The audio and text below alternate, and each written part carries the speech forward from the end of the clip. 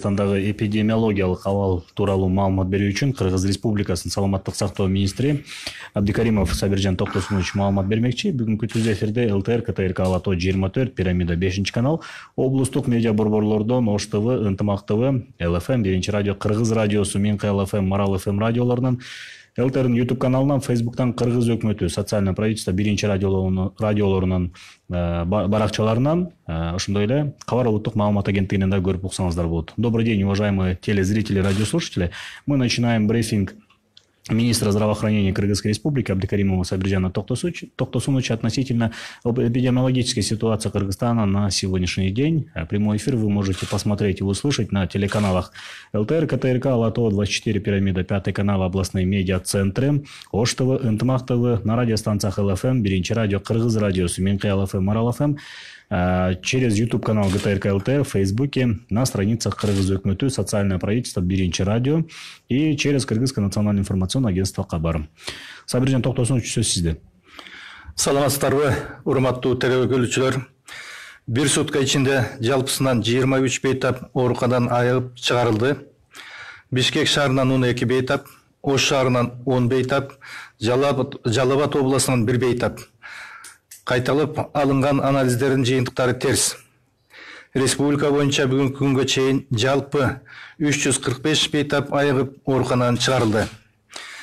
2020 жылдын 20 апрелине карата республика боюнча тастыкталган COVID-19 инфекциясынын жаңы 9 учуру катталды.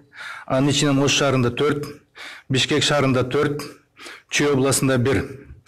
Кыргызстанда тастыкталган COVID-19 инфекциясынын жалпы саны 665 учурду катталды. Анын ичинен Жалал-Абад областында 109, Ош областында 157, Ош шаарында 108, Чүй областында 43, Бишкек шаарында 151, Баткен областында 6, Нарын областында 83, Ысык-Көл областында 8. Бир сутка ичинде коронавирус жуктуруп алган медициналык кызматкерлердин саны 3-тү түздү. Алардын ичинен Бишкек шаарында 3 медициналык кызматкер. Жалпысынан республика боюнча COVID-19 диагнозу менен медициналык кызматкердин арасында 175 учуру катталды. Анын ичинен 65 айыгып чыгып жумуштарына киришишти. Жалпы катталган учурлардын ичинен 360 аял, 305 эркек, жаңы катталган учурларда 6 аял, 3 эркек. COVID-19 инфекциясынын катталган учурларын жаш өзгөчөлүнө жараша бөлүштүргөндө 15 жашка чейинки балдар 77, 16 жаштан 19 жашка чейинкиси 19, 20 жаштан 35 жашка чейинки 182, 35 жаштан 55 жашка чейин 241, 55 жаштан жогору 146, жалпысы 665. Ооруканага жаткырылгандардын абалы. Стационарда жалпы жаткандардын саны 312, анын ичинен оор абалда 13, 6-сы болсо жандандыруу бөлүмүндө. Орточо оор абалда 37, канаттандырырлык 262. Чыгарылды 345, каза болгондордун саны 8.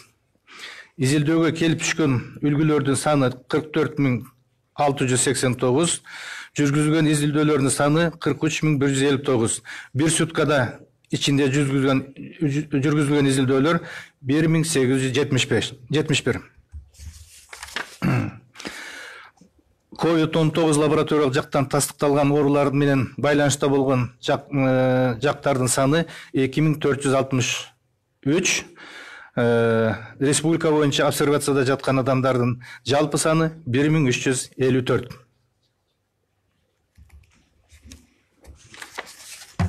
Мүмкүн болсо расмий тилде айтып берип коюңуз. Уважаемые телезрители, за сутки из стационаров республики выписано 23 пациента ранее подтвержденным диагнозом COVID-19. Из них в Бишкеке 12, в Оше 10, в Жалал-Абадской области 1.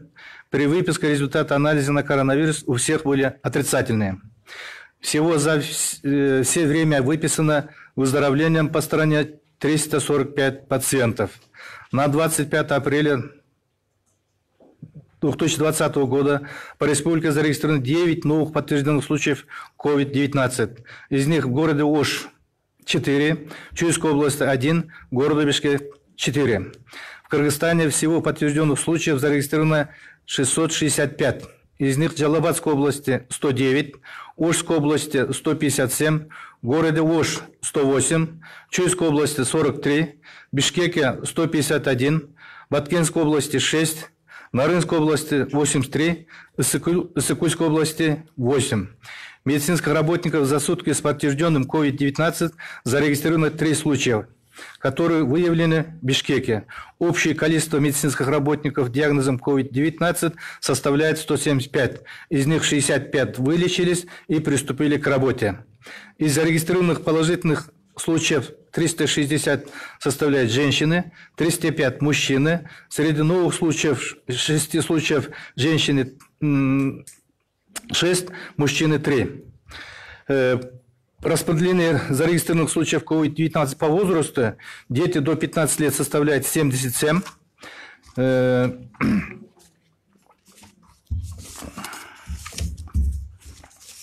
77, значит, с 16 по 19 лет 19, с 20 до 35 182, с 35 до 55 241 и старше 55 146.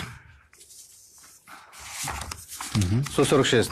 В стационаре находится сегодня 312 человек, из них в тяжелом состоянии 13, 6 находится в реанимации. Средней тяжести 37, в удовлетворительном состоянии 262. Выписано 345, умершие 8. Сначала поступило исследование образцов 44 127, проведено исследование 43 159, за сутки, за 24 часа проведено исследование 1871 проб биологических материалов. Количество контактных по республике составляет 2463. В обсервации находится 1354 человека. Чоң рахмат, Сабиржан Токтосунович. Эгер да уруксат этсеңиз, анда суроо жооп өтсөк, бүгүн ушу биздин айрым кесиптештерден суроолор келипчү эле. Буга чейин баарынан белгилүү болгондой, ушул медицина кызматкерлерине март айына компенсация толук төлөнүп бүттү жана канча адам ушул компенсацияны алды? Бүгүнкү күндө медициналык кызматкерлердин март айына кошумча төлөө боюнча 6030 кишиге төлөнүп берди. Жалпы суммасы 34 миллион 716 миң сомду түзөт. Бул да анча кээ бир списокторду тактап атабыз. Ошолор бүткөндөн кийин майдын башталышына чейин баарын төлөп бүтүрөбүз. Буга чейин ушул атайын вынужденный деп коет, простой деп коет, ошолго жөнөтүлгөн медицина кызматкерлеринин каражатын төлөө боюнча маселе чечилдиби? Бүгүндө чечилип жатат. Атайын өкмөттүн буйругун даярдап киргиздик. Ошол маселе боюнча бул маселе жакында чыгар менен бул маселе чечилет. Буга чейин белгилүү болгондой, ошол Кыргызстанга 3 чартердик рейс келди эле бизге каттам чет мамлекеттерден, биздин мекендештер менен. Алардын арасында ошо COVID-19 жуктуруп алган илет болду арасында, жана алар кайсыл жерде обсервацияда жатат, жана канча киши үй карантинине жаткырылды? Бизге келген чартерный рейс боюнча 17 апрель күнү Анкара, Стамбул, Бишкектен 211 киши келген. Анын ичинен бирөө положительный чыккан. Ошол кишини биз жугуштуулардын бөлүмүнө жеткирдик. Ал эми аны менен контактный болгон кишилер бүгүн обсервацияда. Андан кийин 22 апрель күнү Новосибирскиден келген рейс менен ал жерде 177 биздин жараныбыз, анын ичинен дагы бирөө положительный чыкты. Аны дагы ошол жерге больницага жаткырдык, контактныйларын обсервацияда болсо. Кече күнү 24-ндө Стамбулдан, Бишкектен 352 киши келди. Бүгүнкү күндө баары жаткырган, алар биздин гостиницаларда жатат. Андан бүгүн анализ алып туруп, анализ чыкса, ошонун жыйынтыгына жараша аларды үй карантинине жиберебиз. Кимдики отрицательный болсо. Буга чейин дагы кече күнү бул боюнча маалымат айтылды эле. Ошол бир жаранды, бир ооруга чалдыккан жаранды дарылоо үчүн канча орточо эсеп менен канча каражат кетет, анын ичине эмне кирет? Мындан сырткары ошол кимдин эсебинен дарыланат ал? Биринчиден бул дарылагандын бардыгы өкмөттүн каражаты менен төлөнөт. Андан кийин атайын буйрук менен Саламаттык сактоо министрлиги 29 мартта ушуну эсептеп чыгышкан экен. Бул негизинен бул дары-дармекке кетет. Андан кийин бир күндөгү койкада болгон ошол жердеги кеткен расходдор, андан кийин изделия медицинского назначения, андан кийин расходы анализдерге чыккан. Булар 4 бөлүккө бөлүнөт. Оорлугуна жараша жеңил формасы, орто формасы, оор формасы жана өтө оор формасы. Булардын негизинде жеңил формасына кеткен чыгымдын суммасы 7988 сом, ал эми орто оорлукта болгон 16370 сом, оор абалдагысы 74764 сом, ал эми өтө оор формадагысы 118807 сомго түзөт. Бул жердеги ошол бир ооруга кеткен ошол чыгымдарды эсептеп чыгылган. Анан кийин дагы башкалардагы мындай косвенный деп коет, ошолорду кошсо биз азыр ошонун ичинен иштеп жатабыз.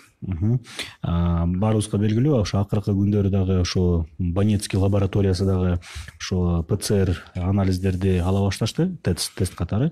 Анан ошол аркылуу Саламаттык сактоо министрлиги тарабынан бир кандайдыр бир чечим чыгарылдыбы? Ким акысыз ал жерден анализ тапшыра алат жана ким канчасы, кайсыл адамдар, кайсы жарандар ошо диагностикадан өтөт деп? Бүгүнкү күндө ушу жакшы кабар, биз ошол лабораториянын ишке киришти. Ишке киришкенде азыр алар тест системанын ПЦРдикин алып келишти дагы. Бүгүнкү күндө мисалы көп медициналык кызматкерлер кайрылышып атат, жана контактына болгондорду ошолорду жасап туруп 3,5 миңге чейин кишини бүгүн акысыз, анализден өткөрүп берет деп атат. Андан кийин бул жерде жанагы чоң фирмадагы кишилер койса, ошолорго акы төлөп өтөт. А башка мындай пенсионерлер болот, жана башка кишилер каалагандар келсе, биз атай социалдык жардам көрсөтүү катарында булар азырынча акысыз анализдерди жүргүзөт. Андан кийин биз өзүбүздүн буйрук менен мындай айтканда аныктайбыз дагы кимдерди бүгүнкү күндө акысыз анализ өткөргөнгө атайын перечень бекитип беребиз. Жакында эле ошо өкмөттөн атайын бир буйрук чыкты. Ошо мисалы сырттан келүүчү адистерди Кыргызстанга иштетүү боюнча, кээ бир жана категориялар боюнча, анан ошол эле ген иштетүү жерлеринде иштеген кызматкерлер дагы баягы алар вахтовой метод менен иштешет да. Ошолордун анализин кандай жана кайсыл жерден алса болот? Алардын ошолор атайын бизге кайрылышып атат. Тоо кендерде иштеп жаткан кишилерди атайын бизге кайрылса, ошол жерден биз алардын жанагы материалдарын же болбосо өздөрүнүн медпункттары бар, ошол жерден алышат дагы, бизге алып келип берсе, алар ошол частный лаборатория менен келишим түзөт дагы, келишим негизинде анализдерин чыгарып беришет. Ушул көп эле социалдык тармактарда, негизи эле коомдо акыркы күндөр ушу врачтарга коронавирус жукканы боюнча көп суроо жаралат дагы. Буга ким жооптуу болот? Анан буга бийлик кандай иштерди жүргүзүп жатат? Чындыгында өтө өкүнүчтүүсү ушул медициналык кызматкерлердин арасындагы жалпы ооругандардын санынын 25,7% түзүп калды. Андан кийин булар боюнча атайын комиссиясы иликтедик. Бул негизинен эмнени жугузуп алган себептерин иликтешибиз керек дагы. Ошого жараша биз чара көрүшүбүз керек. Андан кийин буларды колдоо максатында бүгүн компенсация, бир жолку компенсацияны бүгүнкү күндө өкмөт карап чечип бекитебиз деп атат. Ошол чечилип калса, буларга атайын каражат бөлүнүп төлөнүп берилет. Акыркы суроо ошол кечинде мындай бир кырдаа болду. Ошол чоң жүк ташуучу автоунаалардын айдоочуларын чек арадан түз эле обсервация кылып кетти. Бирок алардын айтканына караганда, алардын алып келаткан жүгү, азык-түлүктөрү баягы бузулуп, жокко чыгып кетпеш үчүн алар ошондого нааразы болуп атышат. Буга кандай түшүндүрмө бар? Бул чоң жүк ташуучу машиналарды биздин чек арадан өткөрүү максаты атайын алгоритм менен бекиткенбиз. Буларды биринчи ошол жерден текшергенде сурамжылап температурасын көрүп, анан экспресс тест алабыз. Эгер ошолордун отрицательный болсо, алар карамалбастан жиберилет, кете беришет.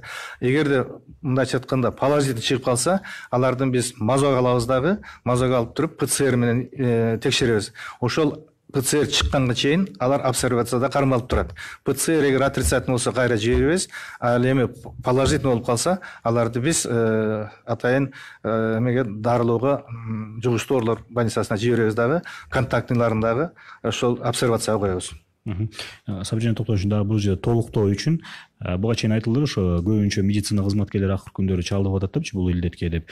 Ошол сиздин оюңузча алардын эмне себептен чалдыгышы мүмкүн? Булардын биринчиден ошол жерге барып, эң бир группадагы контактный болуп атпайбы, жанагы очокторго барышып атат. Андан кийин үйдөгү семейный биринен бири жугушуп атат да, мисалычы. Анан келишип, ошол баягы кызмат абалында мындайча айтканда, кээ бирлери элементардык эрежени сактабагандыктан бирине бири жугузуп алышып атат. Ошондой деп азыр ар түрдүү мындай айтканда себептери бар да. Ошонун негизгилери ошол очокко барганда, андан кийин алар мисалы бүгүнкү күндө атайын өзүн сактоочу кийимдер менен барышат, масканы кийишет, перчатка жана очкилерди кийип барышат. Тилекке каршы ошону чечкенде, кийгенде эрежелерин сактабагандык болуп калышы мүмкүн. Же болбосо жана үйүндө контакт болуп калышы мүмкүн. Же болбосо жумушта контакт болуп калышы мүмкүн. Билинбеген жанагы оорунун белгилери жок, бирок ошол вирустун бар экенин ошол жүргөн кишилердин жанында болсо, ошол чыгып кетиши мүмкүн. Жуктуруп алышы мүмкүн да. Жанагы сиз деп средства индивидуальной защиты деп ошону көп айтышты. Башынан ошол илдет Кыргызстанга келгенден бери ошол жок, жетишсиз деп. Деги эле бул сизди кимдер кийиш керек? Биз аны бул сиздерди 3 бөлүккө бөлгөнбүз. Биринчи ошол жугуштуу оорулар менен контактта болгон врачтар, медсестралар, санитаркалар келип, бул атайын бет каптар бар, FFP3, FFP2 деген анан атайын комбинезондор бар. Андан кийин вирусологиялык лабораторияда иштеген кишилер бул биринчи группага кирет. Экинчи группадагылар мынабыреки обсервацияда турган, жана чек арада тургандарды кийишет. Андан кийин үчүнчү мынабу жанагы бригада бар да, мобильный бригадалар. Ошолор атайын кийимдер кылышат дагы. Алардын өзүнчө мындайча айтканда стандарттары бар. Кайсы кийимди кайсыл группа врачтар кийиш керек экен. Бүгүнкү күндө сиздер жетиштүү бар жерде именно ошо очактарга баргандарга биз камсыз кылып берип атабыз. Жанагы эмканада иштеген дарыгерлер дагы көп ошол боюнча да нааразычылыгын билдирип атышат да. Алар демек кийишпеш керек, кийбей эле мындай жөнөкөй башка формадагы кийиш керек экен да, туурабы? Алар эми мындайча айтканда ал жерде эмканада болуп атканда негизинен булар дагы жанагы мындай жугуштуу оорулар эмес, мындай жөнөкөй оорулар келишет. Ошондуктан алардын кооптонуусунун эмес мындайча айтканда негизи жок да. Рахмат. Урматтуу телекөрүүчүлөр, радио көрөрмандар, сиздерге Кыргыз Республикасынын саламаттык сактоо министри Абдикаримов Сабиржан Токтосунович маалымат берди. Бүгүнкү түз эфирде сиздер ЛТР, КТРК Алато 24, Пирамида 5 канал, облустук медиа борборлордон, Ош ТВ, Ынтымак ТВ, ЛФМ, 1 радио, Кыргыз радиосу, Мин Кыял ФМ радиолорунан, ЛТРдин YouTube каналынан, Facebooктан Кыргыз өкмөтү, социальное правительство, 1 радионун баракчаларынан, ошондой эле Кыргыз улуттук кабар агенттигинен дагы көрүп уктуңуздар. Көңүл бурганыңыздарга чоң рахмат.